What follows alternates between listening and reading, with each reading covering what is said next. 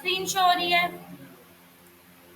अच्छा, यहाँ पर मेरे पास एक प्रोजेक्ट पड़ा हुआ है, ठीक है, वेब का प्रोजेक्ट है ये, ठीक है, जो कि मैंने अपने डिग्री में बनाया था, ठीक है, जब हमने HTML और CSS पढ़ी थी तब की बात है, स्टार्टिंग मैंने ये फर्स्ट प्रोजेक्ट मेरा कह सकते हैं।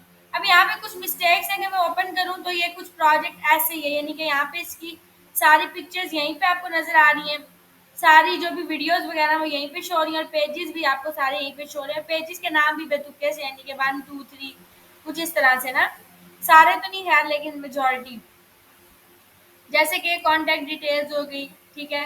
अच्छा, ये एक मार्की है जो कि मैंने उस टाइम बनाई थी, ठीक है, आपको शो हो रही है ये मार्की कुछ इस तरीके से, जिधर आप इनविटेशन मतलब आप बुकिंग करवा सकते हो कोई भी अगर आपका इवेंट है उसके लिए, ठीक है।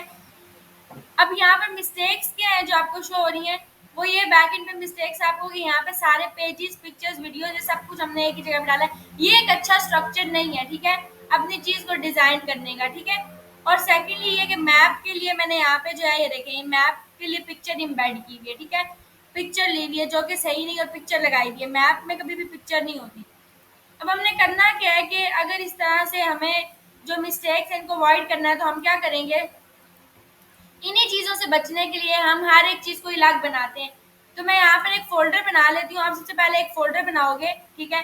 फॉर एग्जांपल मेरी मार्की थी तो मार्की की एग्जांपल से ले लेते हैं। फॉर एग्जांपल मेरी वेबसाइट का नाम है लेविश मार्की, ठीक है, प्रोजेक्ट का नाम भी मैं वही रख लेती हूँ, ठीक है। ये सिंपल एक फ़ोल्डर क्रिएटेड है। अब मैं इस फ़ोल्डर को ओपन कर लेती हूँ तो इस फ़ोल्डर के अंदर 3 आपके मेन कैटेगरीज़ होंगी। एक आपकी HTML की फाइल्स है, एक आपकी CSS की और एक आपकी जावास्क्रिप्ट की है, ठीक है। अब जो HTML की फाइल्स हैं बेसिकली वो आपके कंपोनेंट्स या आपके पेजेस हैं, ठीक है, जो आपने बनाए हैं। तो आप यहाँ पर उनका नाम रख दें पेजेस या कंपोनेंट्स जो भी आप रखना चाहते हैं, ठीक है। इसके अंदर आपके सारे पेजेस आएंगे जो कि HTML के पेजेस हैं, ठीक हो गया। फिर आपके पास अगर आपने उसकी स्टाइलिंग करनी है तो आप यहाँ पे उसके लिए स्टाइल्स के नाम से जो भी है वो बना लेके यहाँ पे सारे उसके स्टाइल शीट्स आएंगे, ठीक है, CSS सारा आएगा, यहाँ पे उसकी स्टाइलिंग आएगी। एंड देन आपके पास एक फोल्डर आ जाता है जिसमें आप बोलोगे कि यहाँ पर उसके एसेट्स आएंगे। एसेट्स क्या है, यानी कि पिक्चर्स हो गई, उसकी वीडियोस वगैरह जो चीज़ें आपने रखी हैं, ऐसी सारी चीज़ें जो उसकी हैं, जो एसेट्स हैं वो आपके एसेट्स के फोल्डर में आएंगे। तो मैं एसेट्स में कुछ पिक्चर्स उठा के रख लेती हूँ, फॉर एग्जाम्पल मैं यहीं से कॉपी कर लेती हूँ, कुछ पिक्चर्स ले लेते हैं ये। अच्छा, मार्की है तो मार्की में मार्की रिलेटेड रख लेते हैं, ये पिक्चर कुछ मार्की रिलेटेड लग रही है, ठीक है, इनको उठा लेते हैं, कॉपी कर लेते हैं और अपने फ़ोल्डर में रख लेते हैं। डेस्कटॉप पे मैंने फ़ोल्डर बनाया था लेविश मार्की के नाम से, इसके एसेट्स के अंदर आके मैं सारी पिक्चर्स जो है वो रख लूँगी। तो जब भी मेरी पिक्चर्स वगैरह जो चीज़ें रखनी होंगी वो मैं किस में रखूँगी, हमेशा एसेट्स के फ़ोल्डर में, चाहे वो वीडियोज़ हैं जो भी चीज़ें, यही स्ट्रक्चर आपने यूज़ करना है, ठीक है, और आपको पता होना चाहिए। अब पेजेस हैं तो आप पेजेस बनाओगे और स्टाइलिंग में स्टाइल शीट आ जाएगी। अब अगर इस फ़ोल्डर को मैं VS कोड में ओपन कर लेती हूँ अपने,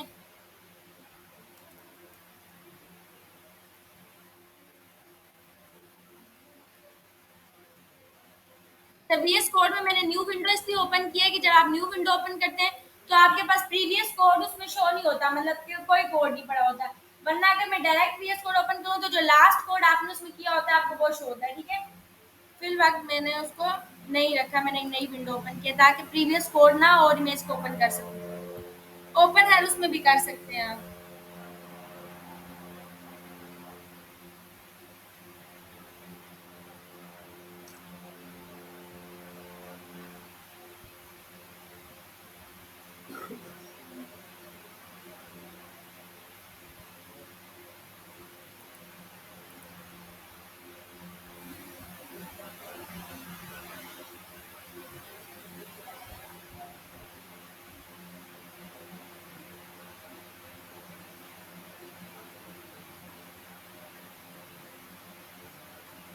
अच्छा, ये अब आपको नजर आ रहा है कि यहाँ पे मेरे पास एक न्यू विंडो ओपन हुई है, इसमें कोई भी मेरा प्रीवियस कोड नहीं है, मैंने इसको क्रॉस कर दिया।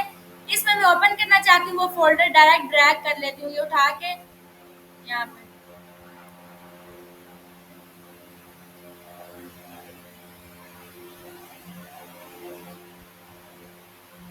वो फोल्डर अब इसमें ओपन हो गया, ठीक है।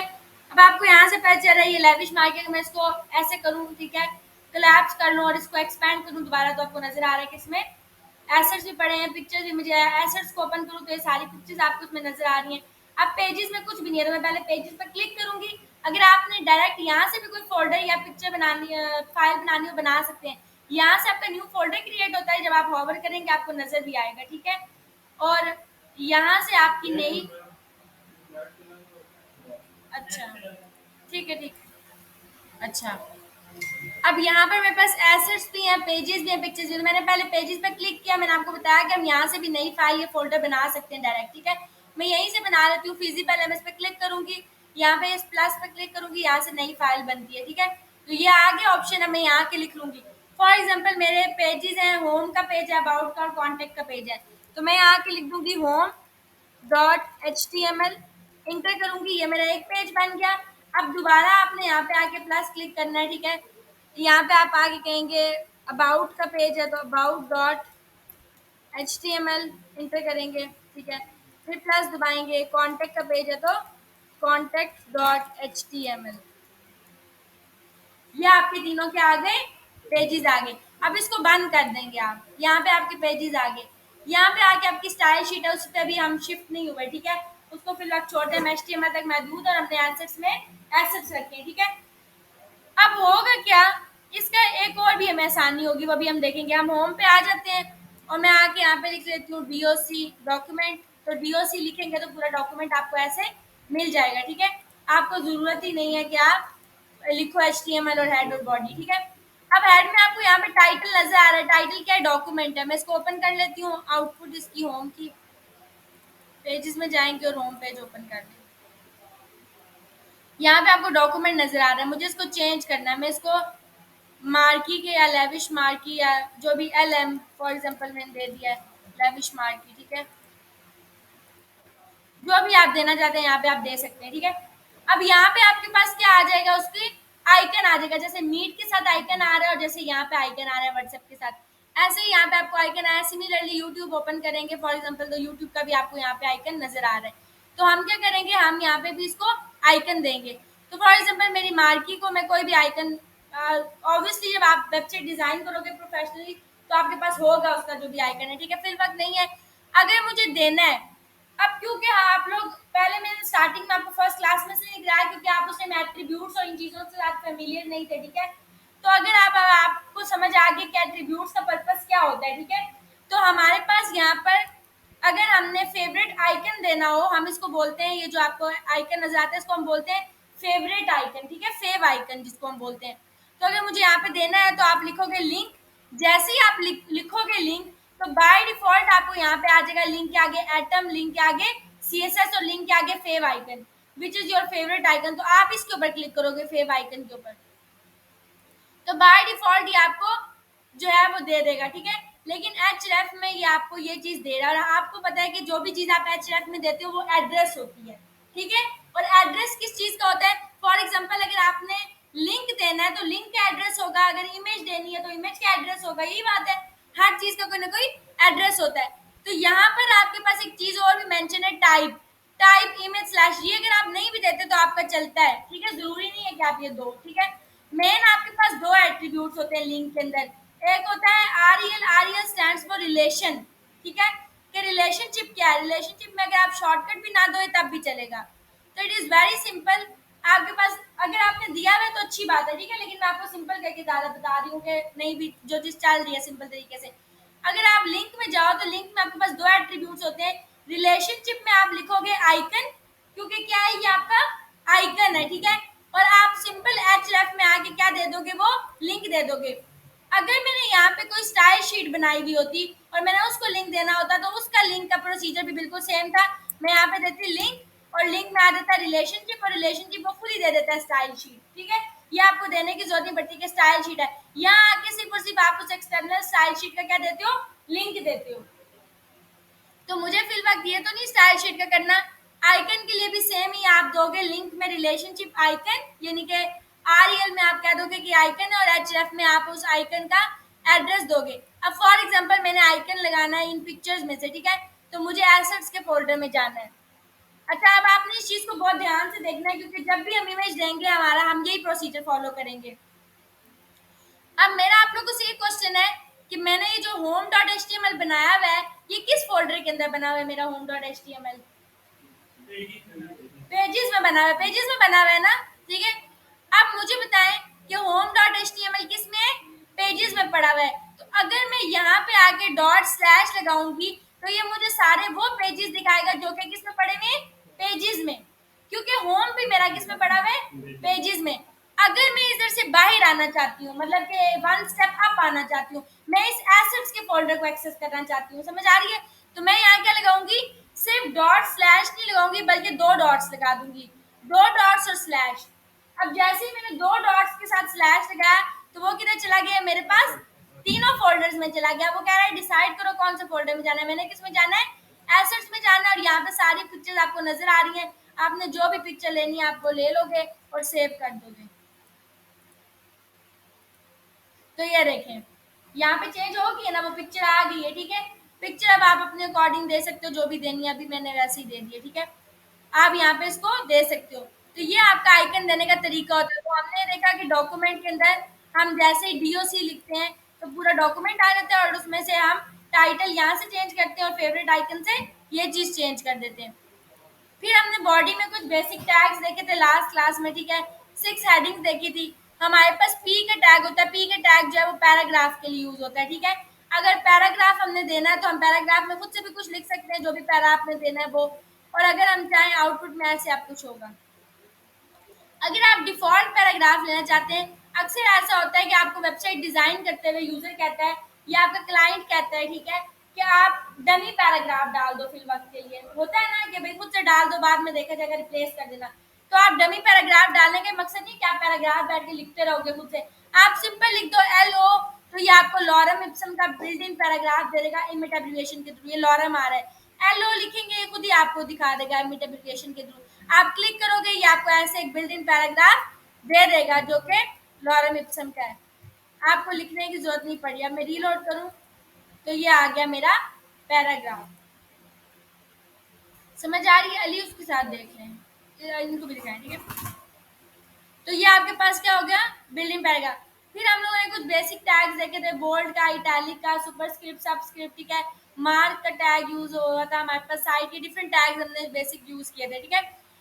जो इम्पोर्टेंट आज की क्लास में मैंने आपको टैग बताया, एंकर का टैग, ठीक है। मैंने एंकर की टैग का आपको बताया कि जो ए का टैग है, फॉर एग्जांपल मैं यहाँ पे आके लिख देती हूँ सिंपल ए। अब आपको पता है कि ए का टैग लिंक के लिए यूज होता है, ठीक है। अब मैंने ए तो दे दिया, क्या ब्राउजर कुछ शो करेगा, ब्राउजर कैसे शो कर सकता है, क्योंकि ब्राउजर चीज शो ही वो कराता है जो इनर एचटीएमएल में होती है, यही बात है। तो सबसे पहले हम क्या देते होते हैं, इनर एचटीएमएल। मैंने इनर एचटीएमएल में लेट से कह दिया कि ओपन मी या क्लिक मी, जो भी आप देना चाहते हैं। इज इट अ लिंक, ये लिंक नहीं है, ठीक है।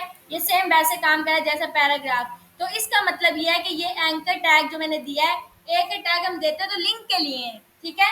लेकिन इसका कोई भी फायदा नहीं है, क्योंकि एक टैग बेशक लिंक के लिए यूज होता है, लेकिन यहाँ पे इसका मतलब विदाउट एट्रीब्यूट ये टैग मीनिंगलेस है, यही बात है।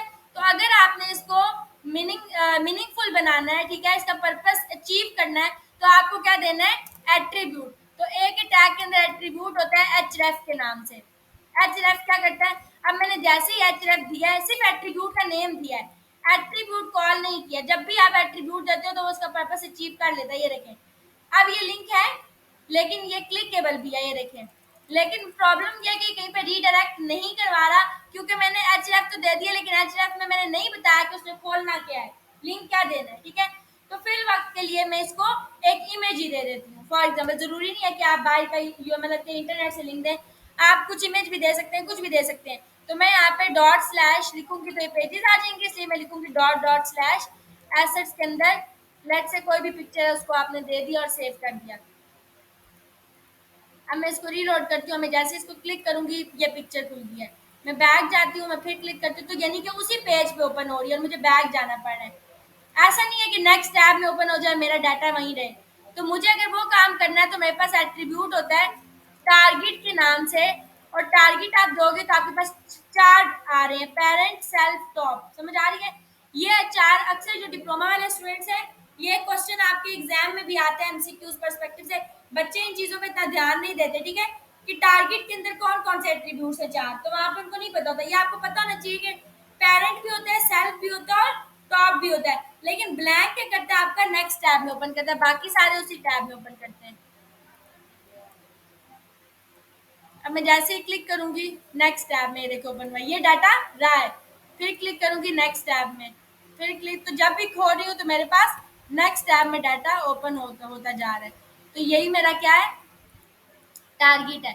और टारगेट जरूरी नहीं है, टारगेट अभी आपने ब्लैंक तक लिया है, टारगेट अब हम आगे भी देखेंगे कि टारगेट ये डिसाइड करता है कि आपका डाटा ओपन कहाँ होना है, ठीक है।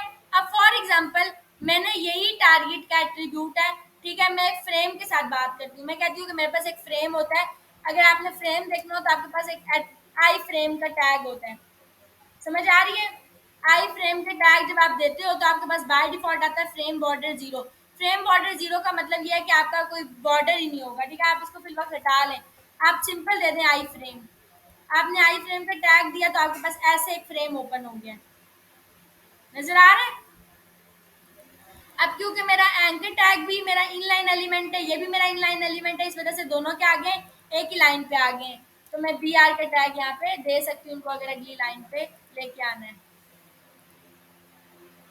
अब आई फ्रेम मेरा क्या हो रहा है, आई फ्रेम मेरा ऐसे शो हो रहा है, ठीक है। तो ये फ्रेम जो है अभी इसकी विड्थ आपको शो हो रही है, ठीक है। अगर मैं यहाँ पे आगे लिख देती जो पहले लिखा हुआ था फ्रेम बॉर्डर,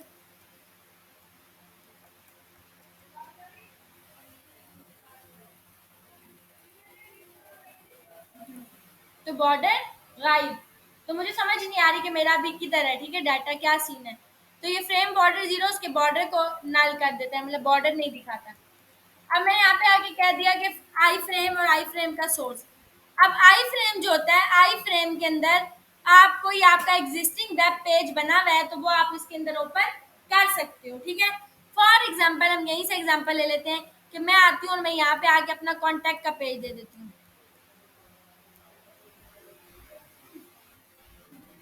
यहाँ पे एक हेडिंग लिख देते हैं,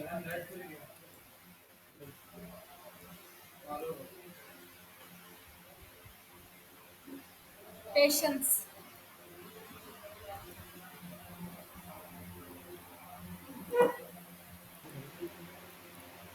हम लोग पेज बना रहे थे, ठीक है, कॉन्टैक्ट का पेज, तो यहाँ पे हेडिंग दे दिया कॉन्टैक्ट अस।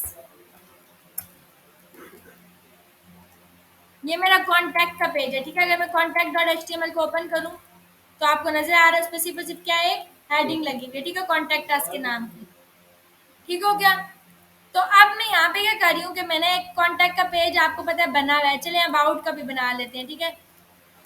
मैं अबाउट में भी एक हेडिंग दे देती हूँ, about us, that's it.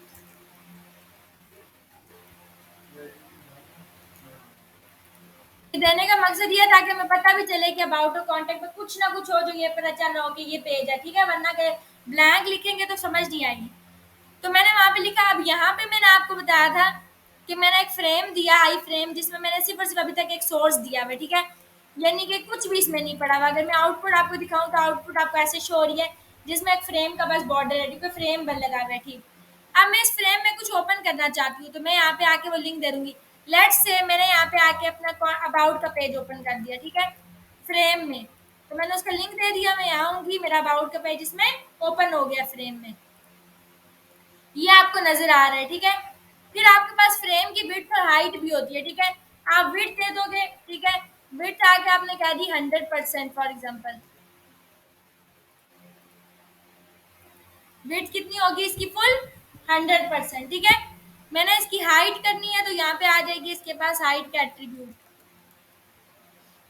Height में आ जाएगा इसका लेट से 300 पिक्सल्स, ये आ गया 300 पिक्सल। मजीद आपने करना है 400 500 पिक्सल्स तो आप कर सकते हैं। ये आ गया आपके पास, ठीक है। मैं इसको 450 कर देती हूँ।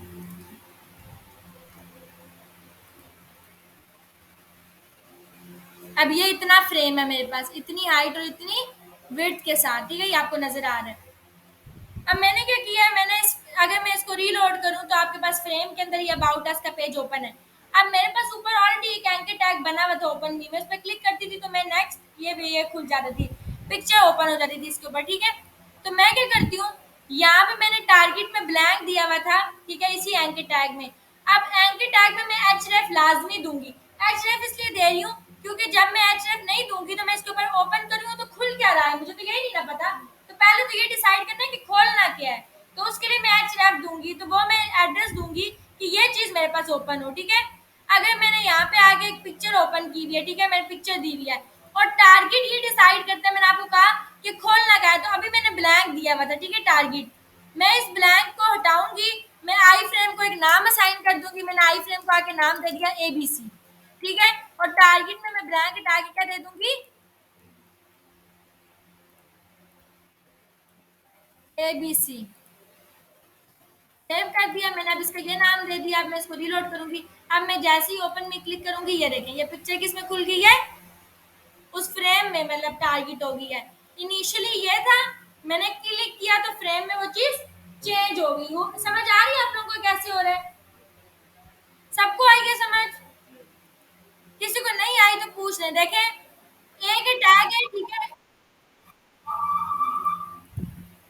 एक टैग है, ठीक है, एक टैग में हम सिंपल जिस तरह एंकर टैग देते हैं हमने वैसे दिया, और ये पिक्चर उसकी जगह पे ओपन कर दी फ्रेम के अंदर, ठीक है।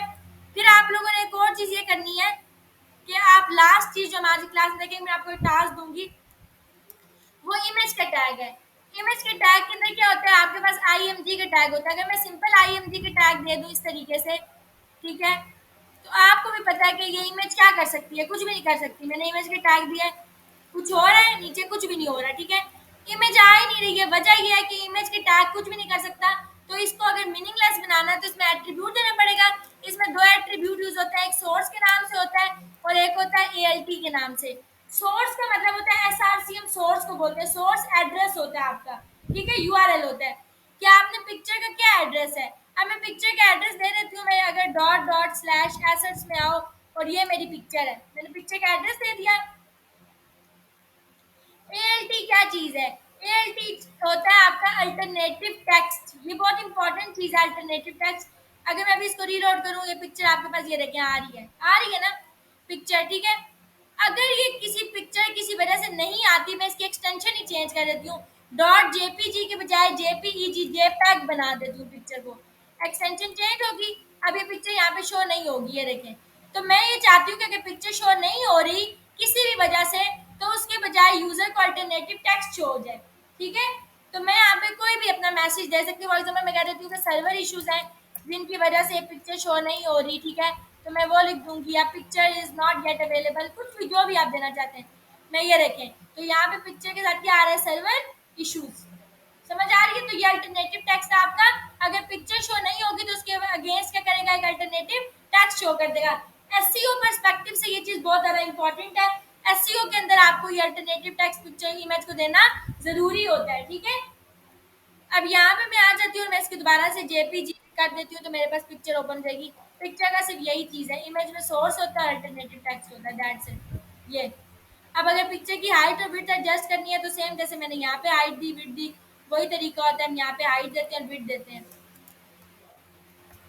हाइट मैंने दे दी फॉर एग्जाम्पल 150 और विड्थ भी मैं क्या देती हूँ 150।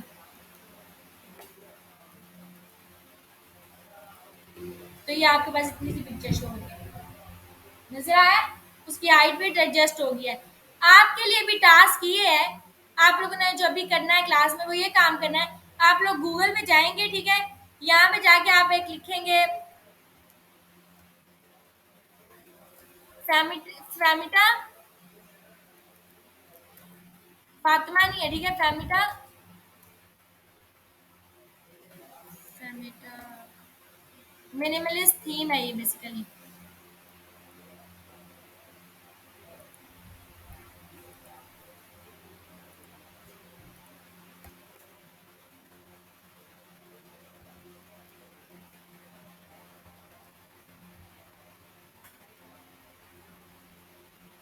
ये है थीम, फॉरेस्ट का एक थीम है, फैमिटा मिनिमलिस्ट वू कॉमर्स वर्डप्रेस थीम। आप इस पर क्लिक करोगे, लिंक में आप लोगों को भेज दूंगी इसका, ठीक है।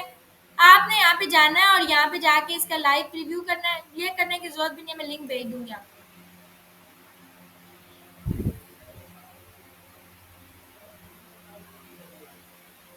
अच्छा ये थीम है कोई, ठीक है।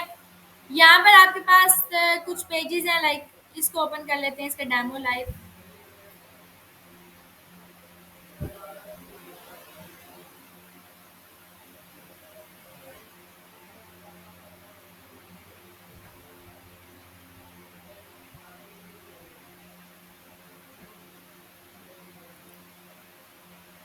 ये लिंक मैं आपको भेज दूंगी, ठीक है। आपने करना क्या है, इसके नीचे आपको ये चीज नजर आ रही है, ठीक है। New arrivals, featured product and sale item, समझ आ रही है। न्यू अराइवल्स के ऊपर आप क्लिक कर रहे हो तो न्यू अराइवल्स आ रहे हैं, फीचर प्रोडक्ट पे क्लिक कर रहे हो फीचर प्रोडक्ट आ रहा है, सेल आइटम पे क्लिक कर रहे हो तो सेल्स आइटम आ रही है। आपने करना है क्या काम है, आपने ये तीनों एंकर टैग बनाने हैं, ठीक है। और नीचे एक फ्रेम ओपन करना है, ठीक है, आई फ्रेम। आपने करना क्या है कि जब मैं न्यू अराइवल पे क्लिक करूं तो मेरा ये वाला फ्रेम टारगेट हो जाए जिसमें ये पिक्चर्स पड़ी हुई हैं। मैं इसको क्लिक करूं तो मेरा दूसरा फ्रेम टारगेट हो जाए, ठीक है। इसको क्लिक करूं तो मेरा तीसरा टारगेट हो जाए। फ्रेम एक ही बनेगा, लिंक भी एक ही आएगा उसके अंदर, ठीक है। आपने सिर्फ ये करें, जरा एक्सपीरियंस करें, आप लोगों से होता है, करें जरा, ये बनाएं, ये बनाने की कोशिश करें। मैं आपको लिंक भेजती हूँ, ये आप लोगों का टास्क है, एज एन असाइनमेंट मैं आप लोगों को दे रही हूँ, ठीक है। ये आप लोगों ने करना है, मैं लिंक आपको भेज देती हूँ।